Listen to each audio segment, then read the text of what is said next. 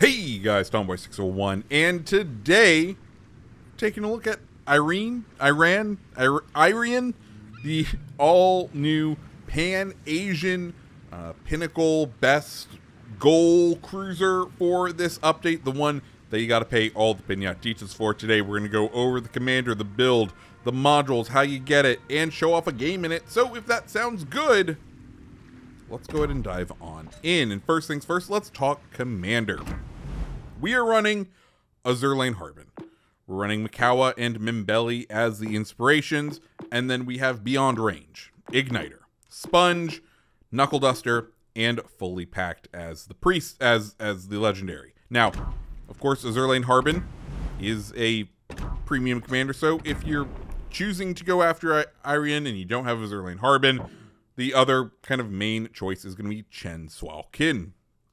Now, Chen Xiaoquan is a decent commander. This is how I would build him if I were you and you didn't have Irian Harbin and you wanted to use him for this. Of course, Mikawa Mimbelli again, Beyond Range, Blind Justice, Sponge, Torpedo class, and Fully Packed. The reason I don't like Chen Xiaoquan for this ship is because of his base trait, Guerrilla Warfare. Guerrilla Warfare, its buff is all about being in smoke. You'll notice Irian does not have smoke in its consumable lineup. As such, you kind of waste that base trait, and it kind of feels a little bit messy because of it. Cool. Let's dive into the mod slots. In the first one, we're running Aiming System Mod 1. Second slot, we're running that good old Prop Mod. Third slot, Concealment Mod. And finally, Main Battery Mod 3. Consumables, well, you have a full set with Damage Control Party, followed by a sonar, 3.5 torpedo acquisition, and a 5-kilometer ship range.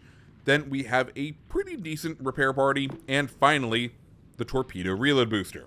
Really long reload on those, so make sure you're sending out torpedoes when you can in this ship. You won't have to try too hard because it usually gives some pretty good opportunities. Let's dive into those stats. Survivability, 41,200 hit points with an armor thickness between 13 and 175 millimeters. And you'll notice there is no torpedo reduction. Let's go ahead and take a look at the armor. And we can see this is a ship that may look pretty familiar to you. And that is because, well, Irian is going to be essentially a Kutuzov that has been brought over to the Pan-Asian countries. I believe this ship was in Indonesian control. We have a 25 millimeter bow, a deck that is 27 millimeters, if I recall correctly, which, you know, is a little bit better, but not exactly the most armored thing. And if we look at that citadel, well, it's above the waterline and the length of the ship. So you know you're not exactly the most protected vessel out there. Going back to those other stats, the main battery, 4-3-barreled 152 millimeter guns, with a firing range of 16.9 kilometers, reload time 6.8 seconds, and a 180 time of 29.4. HE shell damage 2200 with a 16.6% chance to set fire, and an AP shell damage of 3300. It does have secondaries, 6 2-barreled 100 millimeter secondaries with a 5.2 kilometer range. Probably not going to use them very much, but it does have a 10.6% chance to set fire, which is okay. Torpedoes, one of the other kind of main armaments, because the guns are pretty decent, but the torpedoes absolutely pack a punch in with that torpedo reload booster. Hopefully, you'll be using them a lot. Reload time, 133 seconds, 2 5-barreled 533 millimeter launchers, one on each side, with pretty good launch angles. 180-degree turn time is going to be 6 seconds. Maximum damage is 16,110, with a torpedo detectability range by sea of 0.7 kilometers. Torpedo range 13.5 kilometers and a torpedo speed of 69 knots, meaning these are pretty fast torpedoes with an incredibly low detectability with decent damage and a very long range. AA, pretty decent for a ship at this tier, especially for one that's not built for AA. 5 kilometer outer range with 117 damage per second and a 3.5 inner ring at 147 damage per second, bringing you up to 260-ish damage per second once they get inside 3.5 kilometers. Maneuverability, 32.7 knots with a turning circle of 760 meters and a rudder shift time of 10.3 seconds. Finally, the concealment 8.7 by sea, so fairly stealthy, 5.5 by air, and a 4.9 detectability when firing in smoke. It is based on Kutuzov after all, but you won't be firing in smoke very often in this ship. One last thing, this is a ship that is available through the update that can be earned through this chain bundle that you need to spend Pinatitas for. So let's go over how you get it. First off, it's in the same chain that Dido is. So essentially, the way they are working this campaign is there's 14,000 and change of available Pinatitas available for free. So if you think about that, that's going to get you Prince Blip, and Queen of Carthage, i.e. the Dido, for free. You then need to purchase bundles of Pinata crates that come with Pinatitas as a bonus, and you need to get 22,500 Pinatitas in order to then purchase Irian. Irian? We're selling on Irian. And when you do the maths on that, you're looking at $160, $170 for this ship.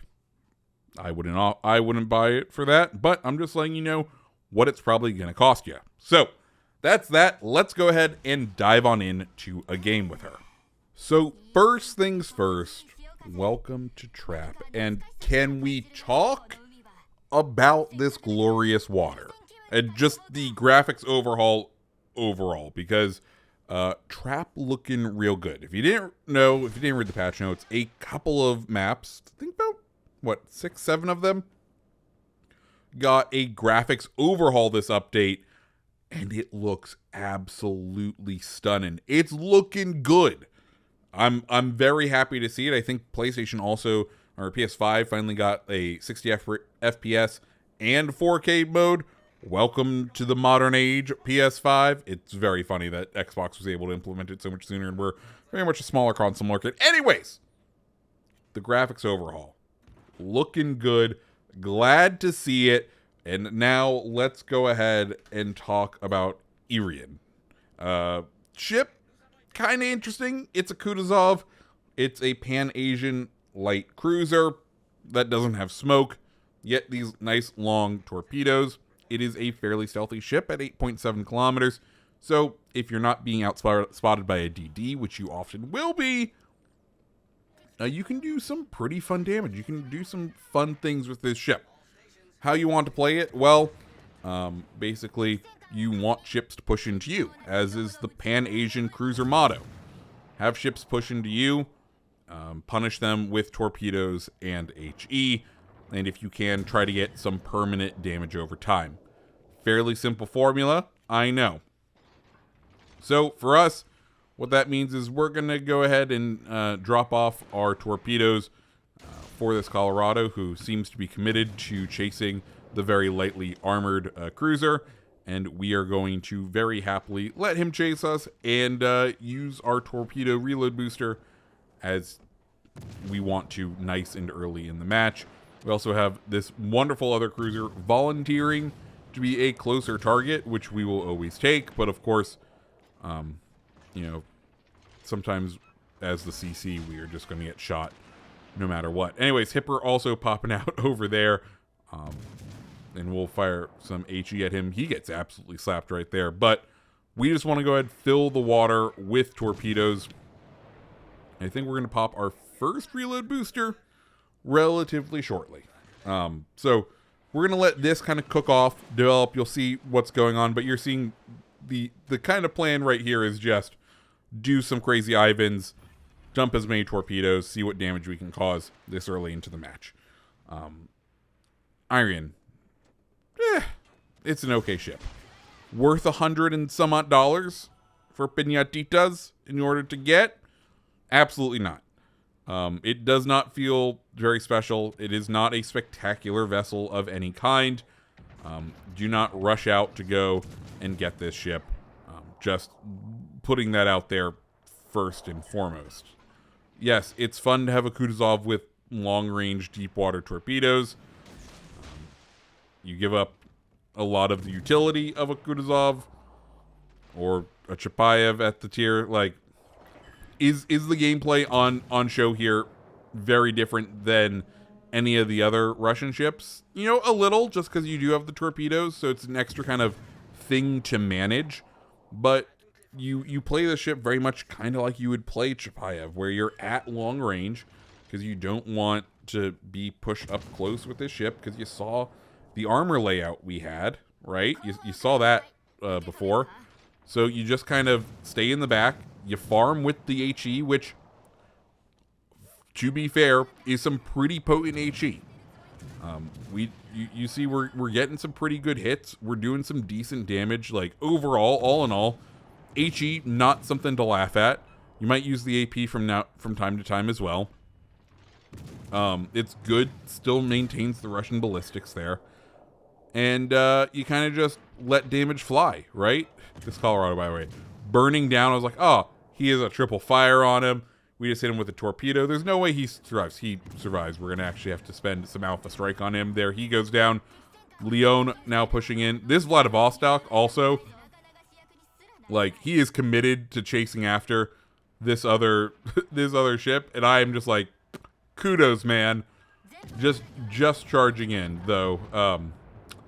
Yeah, good on our battleship for just wiping him off the map. And thanks to our battleship for, well, you acting as our brakes as we narrowly miss that torpedo that was definitely sent for us. Now, our side is pretty much clear now. We do have a Leon coming up, and he's telegraphing his move fairly well. So there's only one thing we can do, and that is wait for the torpedo indicator to kind of show off over there. And maybe we can go ahead and surprise him with a couple of torps and bring him down. We're up to 76,000 damage, which is pretty good. We do know their last destroyer is most likely in the area, though there's not much we can do with that knowledge, just given the fact that, you know, we don't have a radar. But this Leon, he's coming out. We go ahead and flip over to the AP just because I thought we were going to have a better angle on this. And we catch him with 2 more torpedoes. Down he goes, bringing us up to 100,000 damage and pretty much sealing the game for us overall. Just because you see just what ships are left over. And at this point, for our team to lose would be very much a game of throws.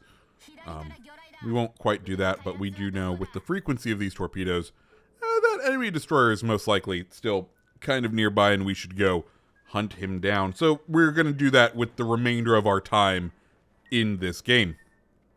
Let's go and talk about the method to getting Irian. The chained bundles. We've seen a lot of this recently, of the chain bundles where you need to spend a lot of your resources in order to try and get one of these ships. I'm not a huge fan of it. Truth be told, it's not something that I would ever do or see myself ever doing. So, you know, your mileage may vary in wanting to do this. If this is something that you're up to, if you're like, hey, you know what? The Pinatitas crates, they speak to me because of their drop rates, and if I get Irian as a buff, as a bonus to all of this, cool. I'm happy with it. And if that's what you're like, man, I'm happy for you. You go chase the ship. Me personally, I don't think this is one that you really need to chase after. You don't need to worry to get out there to get it. I don't think it's very special in any certain way. It doesn't bring a fun new play style to bear. It is just a collector ship, something that you can brag about having if that's something that you so want to do. But I'm not particularly one who will ever take this ship out after doing this review. Just to speak plainly about my thoughts and opinions on this ship. You know, it's fine. It's fine. I think there's more fun ways to play at the tier, and I will choose to do so a lot more of the time with other ships. Anyway, we're finally in C. We're capping C. of course, we're still being spotted, so I'm a little paranoid trying to use this large island to put myself between myself and the anchorage, just given where the other torpedoes have been coming in at. I don't want to get hit, but I also want to finish off this cap here and don't want to leave myself exposed to anchorage because his large AP could very well hurt us quite hard as another round of torpedoes comes in from the Asashio, who does end up taking out the Wichita, which kind of surprised because I feel like I didn't see the Wichita ever radar this game. And that may have been helpful if he had chosen to do that, but hey, at this point, what's done is done. We're going to continue to pass through the anchorage unless the Asashio messes up and shows themselves, which who knows, they may very well do that. But yeah, Irian, chained bundles, not something. Oh, hello, Asashio. Well, guess you messed up and it's time for us to enjoy it. Hey, look, our secondaries. We actually get a secondary hit. Remember I joked about them not being very terribly useful? I lied. Asashio coming to a complete stop. And our sonar is about on cooldown, or off of cooldown. So we'll go ahead and get a nice blind fire in there. We've done about half the damage right there. Sonar going to light Asashio up for the rest of it, and we will go ahead and finish Asashio off with a couple more rounds. Come in here, please and thank you. There we go. Down he goes. But yeah, guys, that's the ship. Tell me what you guys think about it down in the comments below. Is this something that you're going to go after, or is it not for you? Guys, if you like videos like this, make sure you hit the like button. Make sure you hit the subscribe button. And I hope you have a fantastic rest of your day. See ya.